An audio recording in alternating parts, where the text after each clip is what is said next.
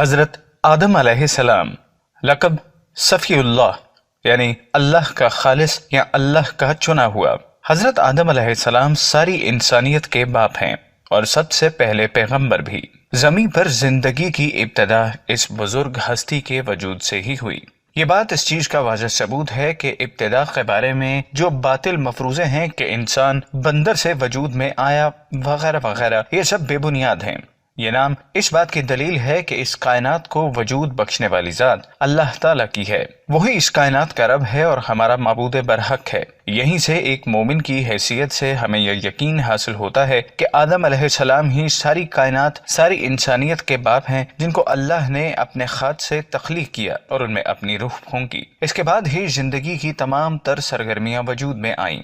اللہ پاک فرماتا ہے، ہم نے انسان کو بہت ہی اچھی صورت میں پیدا کیا، پھر رفتہ رفتہ اس کی حالت کو بدل کر پست سے پست کر دیا، مگر جو لوگ ایمان لاتے اور نیک عمل کرتے رہے ان کے لیے بے انتہا اجر ہے۔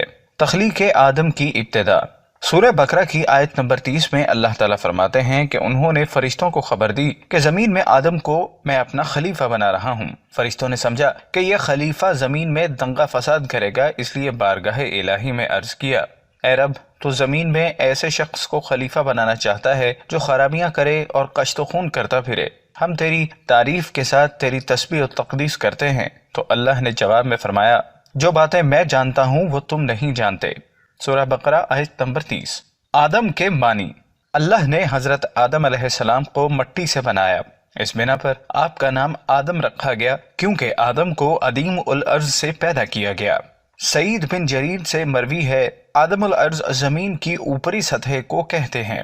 نبی صلی اللہ علیہ وسلم کا ارشاد ہے کہ اللہ نے آدم علیہ السلام کو مٹی کی ایک مٹھی سے بنایا جس کو زمین کی سب سطحوں سے لیا گیا۔ اس لیے اولاد آدم کی رنگتوں یا فطرتوں کے بارے میں فرق ہے، یعنی سرخ، سفید یا نرم اور سخت طبیعت وغیرہ۔ بعض روایات میں ہے کہ آدم علیہ السلام کا خمیر مٹی سے بنا کر 40 دن تک رکھا گیا۔ کچھ کا کہنا ہے کہ 40 سال تک، پھر اس میں روح پھونک دی گئی۔ مسند احمد کے مطابق آدم علیہ السلام کو جمعہ کے روز تخلیق کیا گیا۔ قرآن کریم میں ان کی تخلیق سے متعلق جو باتیں بیان ہیں وہ یہ ہیں، آدم علیہ السلام کو مٹی سے بنایا گیا، آپ کو تین یعنی پانی میں گندھی ہوئی مٹی سے بنایا گیا جو کہ لیس دار اور چپچپی تھی، پھر یہ مٹی سلسلال بن گئی۔ سلسلال اس مٹی کو کہتے ہیں جو خشک ہو کر کھنکھناتی ہے۔ ارشاد فرمایا، اس نے انسان کو ٹھیکرے کی طرح کھنکھناتی ہوئی مٹی سے پیدا کیا۔ سورہ الرحمن۔ پھر اللہ نے ان کی تخلیق کو پورا کر کے اس میں روح پھونکی۔ اللہ نے ارشاد فرمایا، انسان کچھ ایسا جلد باز ہے گویا جلد بازی سے ہی بنایا گیا ہے۔ سورہ الانبیاء۔ حضرت آدم علیہ السلام کو اسماء کی تعلیم۔ حضرت آدم علیہ السلام کی تخلیق کے بعد اللہ تعالیٰ نے آپ کو سب چیزوں کے اسم سکھائے۔ ارشاد ہوا، اور اس نے آدم کو ہر چیز کے نام سکھائے۔ سورہ البقرہ۔ اللہ تعالیٰ نے حضرت آدم علیہ السلام کو ہر خاص و عام، چھوٹی اور بڑی چیز کی تعلیم فرمائی۔ ہر چیز کا نام آپ کو یاد کروایا، غرض کہ جب آپ کو سب چیزوں کے نام سکھا دیے تو آپ کو فرشتوں کے سامنے پیش کیا اور کہا، اگر تم جانتے ہو تو مجھے ان چیزوں کے نام تو بتاؤ۔ فرشتے نہ بتا سکے اور کہنے لگے، تو پاک ہے، جتنا علم تو نے ہمیں بخشا ہے اس کے سوا ہم کچھ نہیں جانتے، بے شک تو دانا اور حکمت والا ہے۔ سورہ البقرہ۔ اس پر اللہ نے آدم علیہ السلام کو یہ حکم دیا، اے آدم، تم ان فرشتوں کے ان چیزوں کو نام بتاؤ۔ جب انہوں نے ان چیزوں کے نام بتا دیے تو فرشتوں سے کہا، کیوں؟ میں نے تم سے نہیں کہا تھا کہ میں آسمانوں اور زمین کی سب پوشیدہ باتوں کو جانتا ہوں، اور جو تم ظاہر کرتے ہو اور جو تم چھپاتے ہو مجھے سب معلوم ہے۔ سورہ البقرہ۔ غرض اللہ تعالیٰ نے یہاں یہ بات ثابت کر دی کہ ہر چیز کا علم صرف اللہ کو ہے اور اللہ ہی نے حضرت آدم علیہ السلام کو ہر چیز کی تعلیم فرمائی۔ اس سے یہ بات بھی ظاہر ہو گئی کہ سب سے پہلی مخلوق ہرگز بھی بے علم نہ تھی اور انسان ابتدا سے ہی رب کی توحید اور معرفت سے آگاہ ہے۔ فرشتوں کا آدم کو سجدہ کرنا۔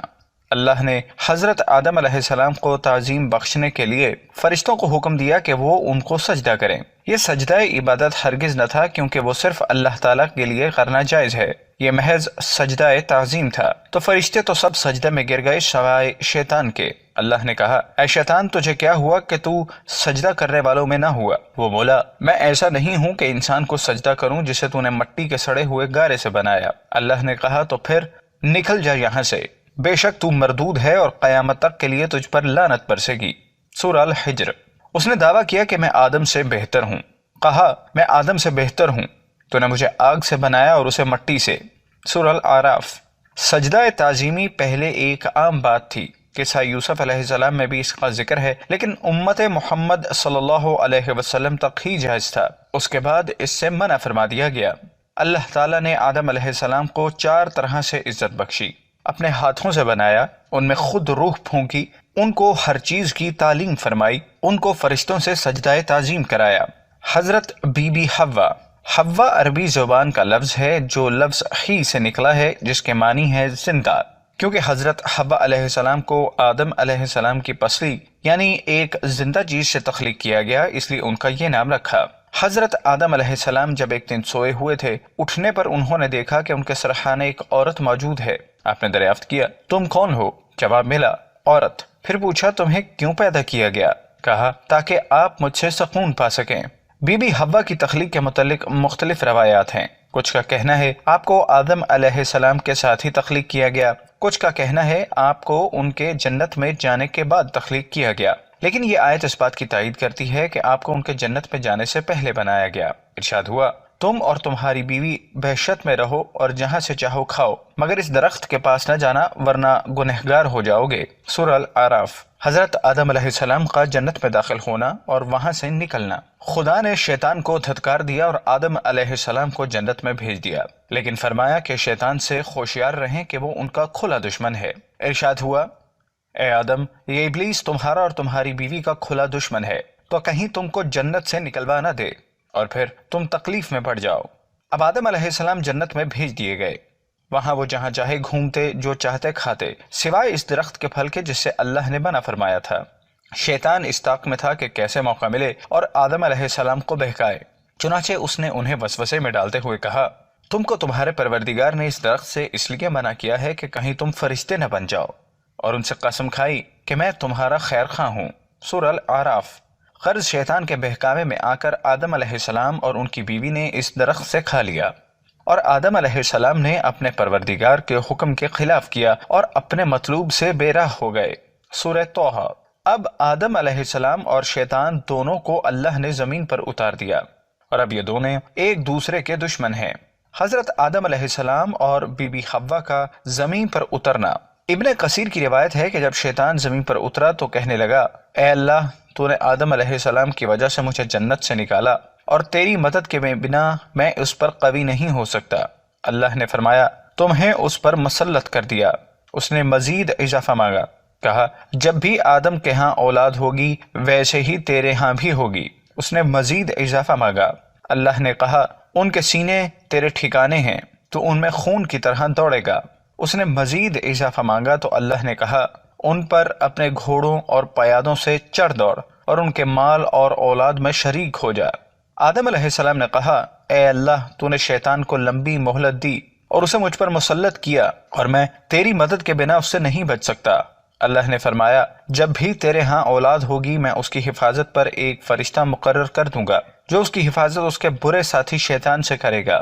آدم نے مزید مانگا تو اللہ نے کہا ایک نیکی کے بدلے 10 گنا اجر ملے گا، اور اس میں بھی اضافہ کر دوں گا، اور ایک برائی کے بدلے ایک ہی ملے گی اور وہ بھی کسی نہ کسی طرح مٹا دوں گا۔